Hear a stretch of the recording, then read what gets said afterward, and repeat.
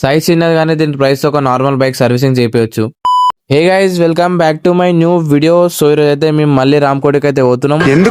ఎందుకంటే దీని బండి పార్ట్స్ అయితే మాకు నియర్ బై ఎక్కడ లేదు. రామ్కోటిలో ఈ షాప్ లో ఉందని ఇన్స్టాగ్రామ్ రీల్స్ అయితే చూసినాం. అండ్ దీని సర్వీసింగ్ సెంటర్ అయితే ఇక్కడనే ఉంది. లాస్ట్ టైం నేను ఇట్లా బయట ఉన్నప్పుడు అయితే చేపించిన బిల్ అయితే గట్టిగానే అయింది నాకు. ఇక మాకు కావాల్సిన 6 సామాన్లు అయితే తీసుకున్నాం. బిల్ అయితే 5670 అయితే అయింది. పార్ట్స్ పట్టుకొని బండి కాడికి వచ్చినప్పుడు 2-3 అయితే డిఫరెంట్ అయితే ఇచ్చారు. మళ్ళా కోటికి అయితే పోతున్నాం.